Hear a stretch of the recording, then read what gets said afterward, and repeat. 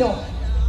Kaya ang tanging masasabi ko na lang ng gabi ito, ilang oras na lamang ang ating iniintay.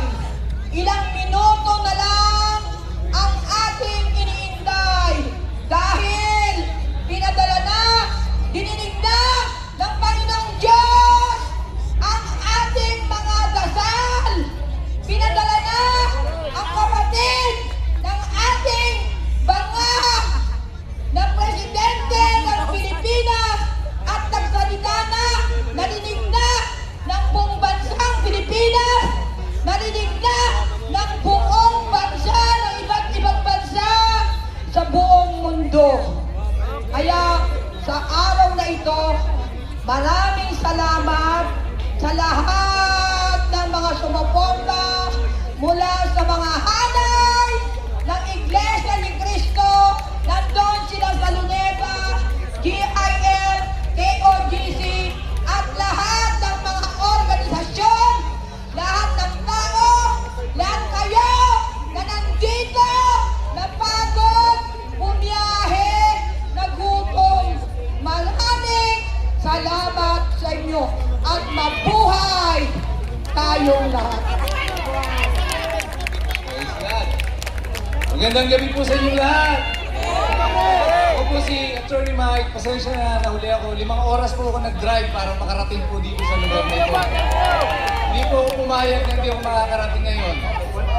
Una po, nag-desisyon sana ako nung manunod na lang ako sa cellphone, sa TV, abangan ko na lang yung news. Pero nung nadinig ko yung testimonya po ni Congressman Mike Defensor na si Guteza ay nakabitine sa hindi maalamang lugar. Ang kanyang pamilya ay itinakas na.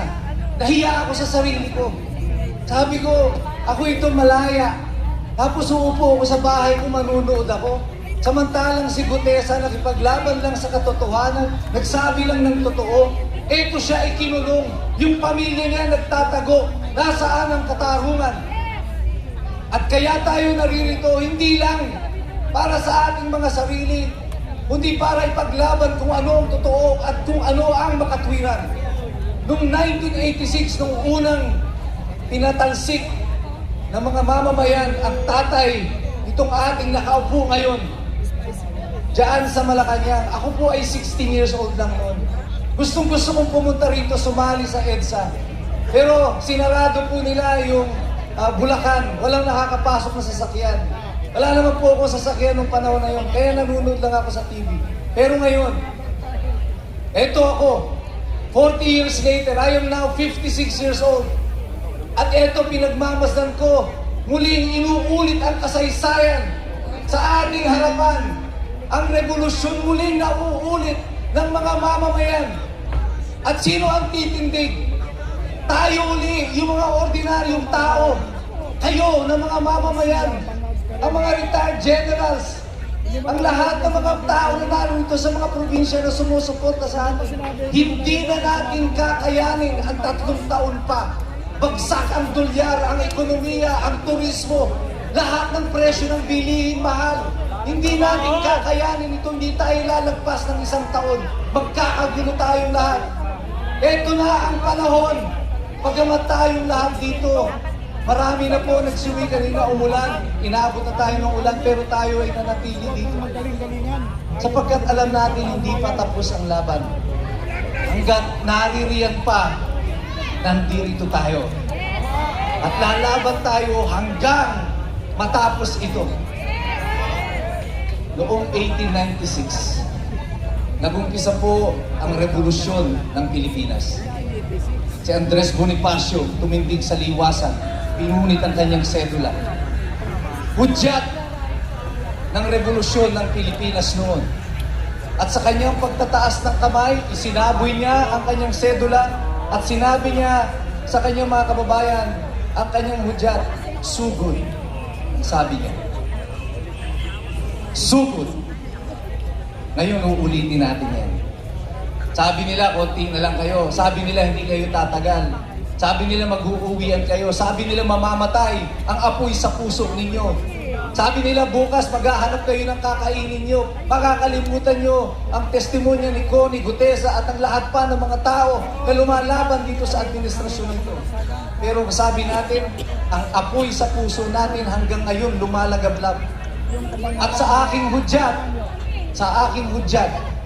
sa pagtataas ng aking kamay, sabay-sabay tayong sisigaw. Kaya ba natin yun? Ang isisigaw natin sa pagtaas ko ng aking kamay, sugod. Sige nga, testing nga. 1, 2, 3. Sugod! Hindi po sogo ha. Sugod. At kapag sumigaw kayo ng sugod, kailangan yung talagang gigil na gigil kayo. Yung para bang nahuli nyo yung mister nyo papasok sa beer house. Hay! Nakita nyo yung nangutang sa inyo ng 10 taon na hindi kayo binabayaran.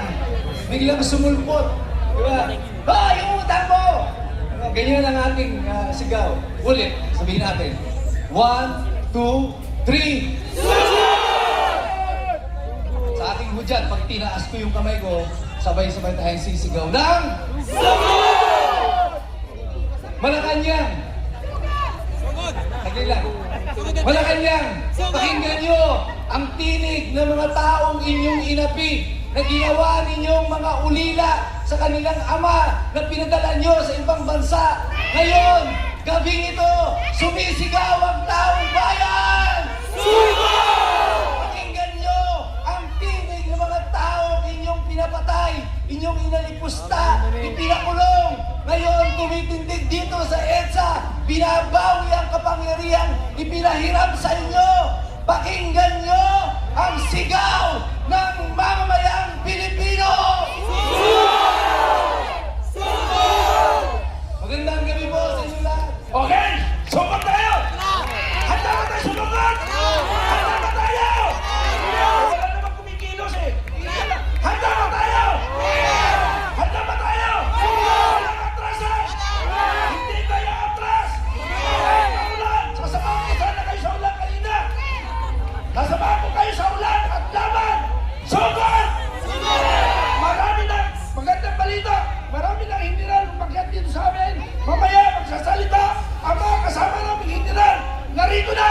Mabuhay ang mga hindiran! Mabuhay!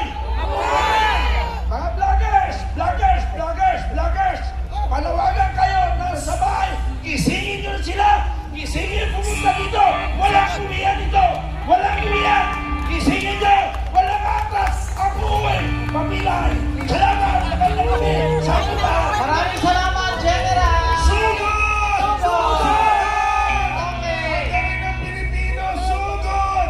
Tagmanghang ang mga salitang binitawan ni Senator Amy Marcos patungkol sa kanyang kapatid na si President Ferdinand